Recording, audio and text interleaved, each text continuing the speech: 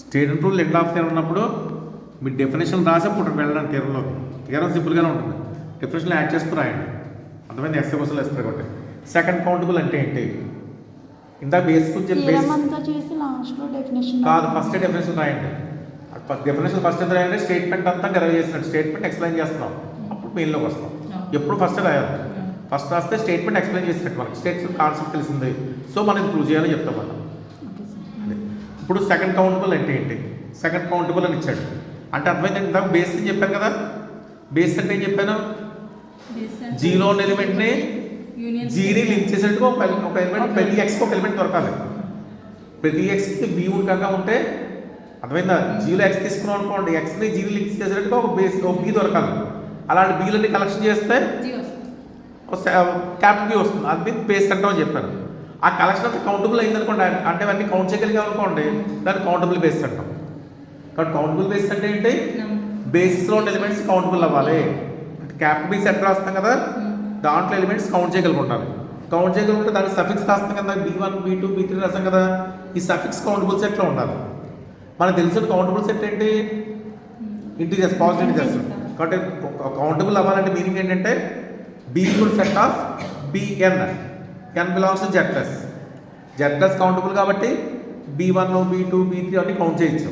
Natural numbers తీసుకోవచ్చు. Z+ అన్న ఏమన్నా ఉంటాయి కదా.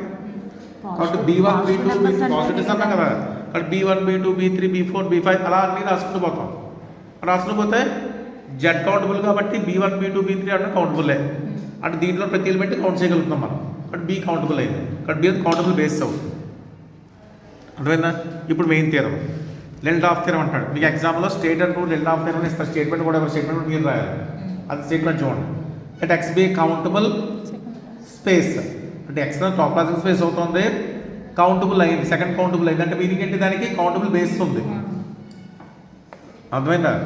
If a non empty open set G can be expressed as a union of family of open subsets of A. అంటే G అనే దాన్ని, G అనేది ఓపెన్ సెట్ దేంట్లోనూ ఎక్స్లోను, దాన్ని యూనియన్ ఆఫ్ ఎలిమెంట్స్ కింద రాస్తే ఆ యూనియన్ ఆఫ్ ఎలిమెంట్స్ నుంచి కౌంటబుల్ ఎలిమెంట్స్ కూడా చెప్పచ్చు. అర్థమైందా? జీని ఆర్బిటరీ యూనియన్ కింద రాసామనుకోండి, ఆర్బిటరీ యూనియన్ అంటే కౌంట్ చేయక్కర్లేదు, అలా రాసుకుంటూ పోయామనుకోండి. కానీ ఎక్స్ అనేది మనకి సెకండ్ కౌంటబుల్ కదా, ఆ ఆర్బిటరీ నుంచి ఫైనైట్ యూనియన్ కూడా తీసుకురావచ్చు మనం. ఆర్బిటరీ యూనియన్ నుంచి ఏమంటారు రావచ్చు? ఫైనైట్ యూనియన్ కూడా తీసుకురావచ్చు అని చెప్తాం. ఇప్పుడు సపోజ్ ఎక్స్ అనే క్యాపిటల్ ఎక్స్ అనే సెట్ తీసుకున్నాను. దాంట్లో 1 2 3 అన్ని ఎలిమెంట్స్, 4 ఎలిమెంట్స్ ఉన్నాయి. ఇలాగ దీన్ని క్యాపిటల్ ఎక్స్ని 1 మిగతా ఎలిమెంట్స్ అన్ని కలిపి ఒక సెట్ పి, ఒక సెట్ పి రాస్తున్నాను. ఒక సెట్ ఏదో పి అని రాస్తాను. అప్పుడు ఎక్స్ ఎలా రాయచ్చు? నేను ఇలా రాయొచ్చు. అప్పుడు ఇది కౌంటబుల్ అయింది కదా. ఇలా అయితే infinite, single term set 1 union single term set ఇది ఇన్ఫైనైట్ అని. కానీ ఇక్కడ ఏమైంది? మిగతా ఎలిమెంట్స్ సెట్ ఒక సెట్ రాస్తాను. అప్పుడు ఏమవుతుంది? మనకి ఇది ఫైనైట్ యూనియన్ అయింది. కాబట్టి ఆర్బిటరీ యూనియన్ కింద ఎక్స్ప్రెస్ చేయ ప్రతి ఓపెన్ సెట్ని arbitrary union of open sets కింద రాయగలిగితే ఎక్స్ సెకండ్ కౌంటబుల్ కాబట్టి ఆర్బిటరీ నుంచి ఫైనైట్ యూనియన్ కూడా పట్టవచ్చు అని చెప్పాలి. అర్థమైందా? ఎప్పుడు ఇది ఎక్స్ సెకండ్ కౌంటబుల్ అయిందంటే ఇప్పుడు మనం అంటే దానికి ప్రూఫ్ కూడా రాస్తుంది చూడండి. If a non empty subset G can be expressed as a union of family of open subsets, ఇలా రాయగలిగితే అంటే Gని union of G alpha, alpha belongs to delta, delta అంటే ఇండెక్స్ సెట్ అంటాం. ఇలా రాయగలిగితే ఈ డెల్టా ప్లేస్లో మీరు Z+ పెట్టచ్చు. Z+ పెడితే అవుతుంది మనకి అది కౌంటబుల్ అవుతుంది. అర్థమైంది? ఆర్బిటరీ యూనియన్ అవుతుంది మనకి కౌంటబుల్ యూనియన్ అయిపోతుంది. చూడండి దీని డిఫరెన్స్ అనేది చూడండి. ఇక్కడ G ఈజ్ కూడా union of G alpha belongs delta రాశాను. డెల్టా ప్లేస్లో పెట్టాను ఇక్కడ నేను Z+ పెట్టాను. అంటే కౌంటబుల్ అయిపోయాను, కౌంటబుల్ యూనియన్. ఇదేమో ఆర్బిటరీ యూనియన్, ఇది కౌంటబుల్ యూనియన్. కాబట్టి ప్రతి ఆర్బిటరీ యూనియన్ని మనం కౌంటబుల్ యూనియన్ కింద మార్చచ్చు. ఎప్పుడు ఎక్స్ అనేది సెకండ్ కౌంటబుల్ అయిపోయింది. అర్థమైందా? ఇప్పుడు proof friend by hypothesis x comma tau is second countable. Second countable అంటే మీనింగ్ ఏంటి? ఎక్స్కు కౌంటబుల్ బేస్ ఉంటుంది. కౌంటబుల్ బేస్ అంటే ఏంటి? ఈ సఫిక్స్ సెట్ కౌంటబుల్ సెట్ అవ్వాలి. అంటే బేసిస్లో బేస్ బి రాస్తాం కదా, below set of Bn, n belongs Z+ అని రాయాలి. ఇప్పుడు కౌంటబుల్ అన్నాం కాబట్టి Z+ పెట్టాలి. కౌంటబుల్ కాకపోతే ఆల్ఫా పెడతాం, డెల్టా పెడతాం. Z+ కౌంటబుల్ కాబట్టి కౌంటబుల్ బేసిస్ కాబట్టి Bn అని రాయాలి, Bn, n belongs Z+ is ఈ కౌంటబుల్ బేసిస్. ఇప్పుడు దీని నుంచి మనం ఏం ప్రూవ్ చేయమంటున్నాడు? జీని ఒక ఆర్బిటరీ యూనియన్ కింద రాయగలిగితే అది తీసుకోమంటున్నాడు. If G can be written as arbitrary union కింద రాయగలిగితే దానికి కౌంటబుల్ పట్టండి అని ప్రూవ్ చేయాలి మనం. అంటే జీని ఆర్బిటరీ యూనియన్ కింద రాస్తామని చెప్పాలి, దానికి మీరు ఏం పట్టాలి, కౌంటబుల్ యూనియన్ పట్టాలి. But further given that G is an open set next and జీని ఆర్బిటరీ యూనియన్ కింద రాస్తాం. అర్థమైందా? ఇప్పుడు ఎక్స్ అనేది జీలో తీసుకున్నాం అనుకోండి, ఎక్స్ అనేది ఆర్బిటరీ యూనియన్లో ఉన్నట్టే కదా. అంటే యూనియన్లో ఉందంటే మీనింగ్ ఏంటి, ఏదో దాంట్లో ఉన్నట్టే కదా. But x belongs G also for alpha belongs delta. అర్థమైందా?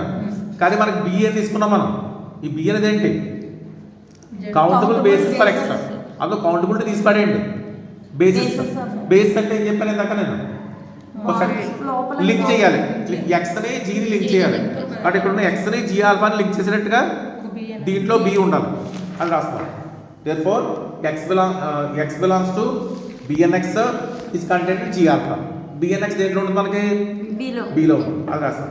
ఇప్పుడు bnx వచ్చింది కదా, ఆ bnx ని సెట్ తీసుకోండి b1 కింద. then b1 is equal to set of b1x, x belongs to g. And b1x ఎక్కడి నుంచి వస్తుంది నాకు, bలోంచి వచ్చింది. కాబట్టి b1x దేనికి సబ్సెట్, b1 దేనికి b సబ్సెట్.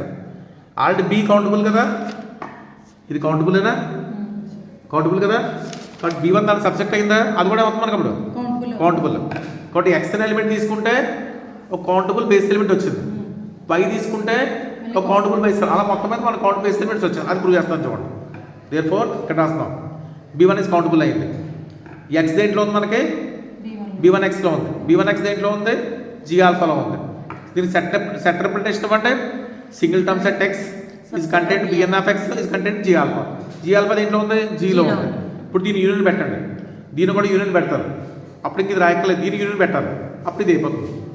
అంటే ఫైనల్గా మనకు వచ్చి మనకి యూనియన్ అంతా మనకి దేనికి ఈక్వల్, జీకి equal. g is equal to union of bnx is content g. అంటే a subset of b, b subset of a is equal to b అయింది. g ఈజ్ కూడా union of bn of x. nx దేంట్లో ఉంది మనకి, nx దేంట్లో ఉన్నాయి, z+లో ఉన్నాయి. అర్థమైందా, z+లో ఉన్నాయి. z+ ఎప్పుడైతే దాంతో యూనియన్ ఎవరైతే మనకి కౌంటబుల్. కాబట్టి g అనేది ఎలా రాస్తాం, కౌంటబుల్ యూనియన్ కింద రాస్తాం. అర్థమైందా, అర్థమైందా. x తీసుకుంటే x అనేది g ఆల్ఫాలో తీసుకున్నాం. కానీ x కానీ మనకి x బేస్ ఏంటి, క్యాపిటల్ X బేస్ ఏంటి, b. కానీ b లింక్ చేసినా ఒక bnx దొరికింది. x కు bnx, ఆ bnx దేంట్లో ఉంది మనకి, bలో ఉంది. b ఏంటి, కౌంటబుల్. నెక్స్ట్ y తీసుకుంటే మళ్ళీ bny వస్తుంది. ఆ bny కూడా దేంట్లో ఉంది, కౌంటబుల్ సెట్లో ఉంది. మొత్తం మీద ఎలిమెంట్స్ కౌంటబుల్ సెట్లో ఉంటాయి. అవి యూనియన్ చేస్తే సబ్సెట్ ఆఫ్ కౌంటబుల్ సెట్, మళ్ళీ కౌంటబుల్. కాబట్టి b1x, b1y, bz ఇవన్నీ యూనియన్ చేస్తే కౌంటబుల్ సెట్ వస్తుంది. కాబట్టి జీని కౌంటబుల్ సెట్ యూనియన్ కింద రాసాం. అర్థమైందా.